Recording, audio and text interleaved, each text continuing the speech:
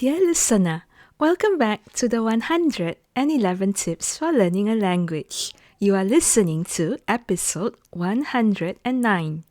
Our elemental journey now brings us to the very ground beneath our feet, the stable, nurturing, and transformative earth element.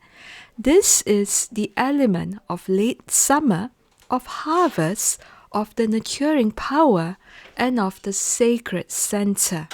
It is the soil from which all learning grows, the patience that allows roots to deepen, and the nourishment that sustains the entire journey.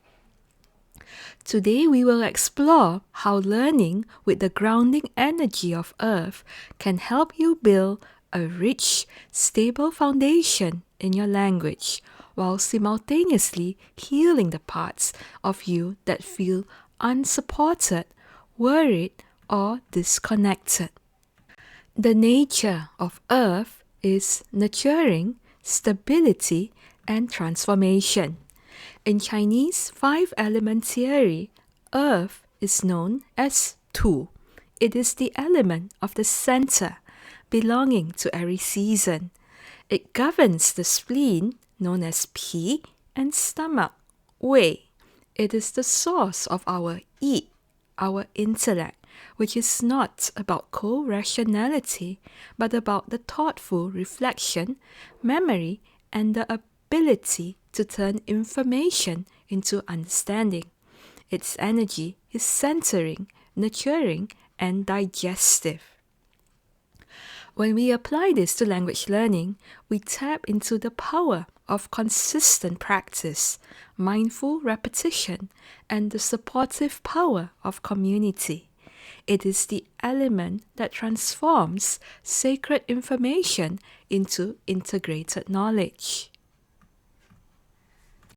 How to learn with the earth element, the art of grounded integration. Earth learning is not about rapid acquisition, but deep assimilation. Its modality is repetition, nourishment, and community. The practice, the linguist's garden. Establish rhythmic routines. The earth element thrives on predictable, nourishing cycles. Create a daily or weekly ritual for your language practice. This isn't a rigid wood element plan, but a gentle, nurturing habit like every morning with my hot chocolate, I review 10 adjective phrases. This rhythm makes learning feel stable and secure. Digest your learning.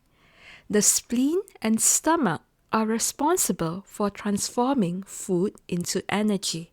Apply this to knowledge. After a conversation or lesson, don't rush to the next thing. Take 5 minutes to digest. Write down 3 things you have learned, or simply sit and get a rest. This turns input into integrated understanding.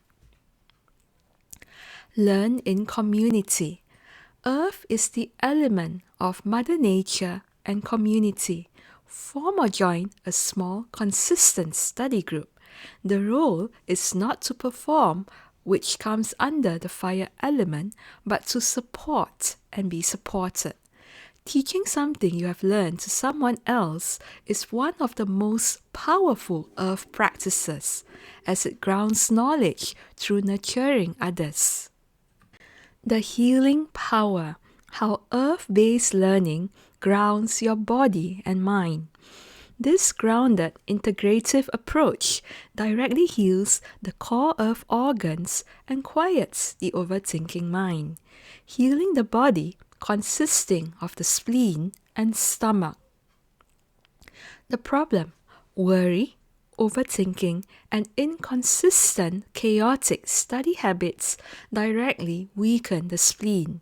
In traditional Chinese medicine, a deficient spleen can lead to poor concentration, fatigue, weak muscles, and digestive issues.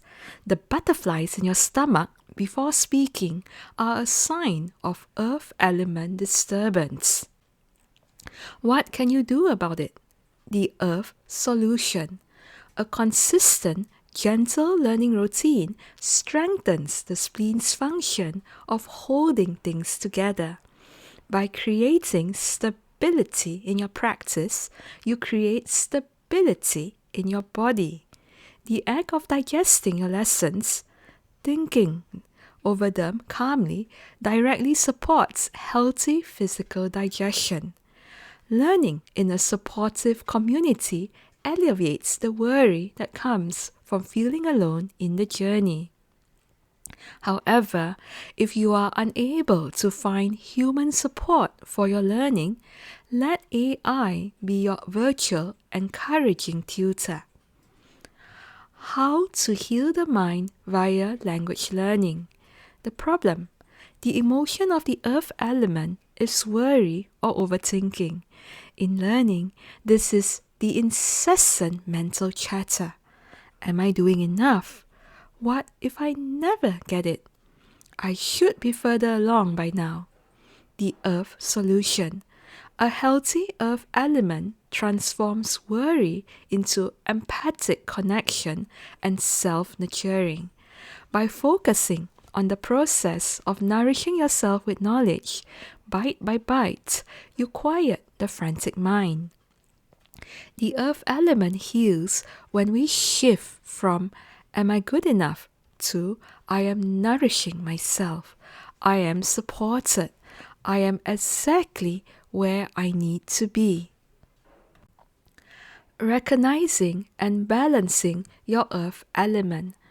How do you know if your earth element is out of balance in your learning?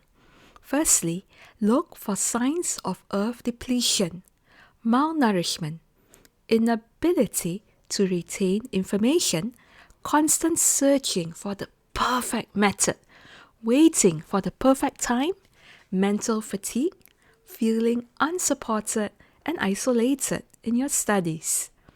Signs of earth excess or stagnation. This is the stuck in the mud feeling. Overthinking to the point of paralysis, repetitive studying without progress, clinging to one method even when it's not working, dependency on a teacher or app without developing self-trust. Here is how to heal and balance. Create a nourishing routine. Establish a study snack ritual, a short, consistent, and enjoyable practice where you do it at the same time each day. Chew your words. When learning new vocabulary, say it aloud slowly, write it down, and use it in a sentence. This is the mental equivalent of chewing your food thoroughly. Ground your body. Study while feeling your feet firmly on the floor. Eat a warm, nourishing meal before or after a study session to physically support the stomach. Closing thoughts. The language of belonging.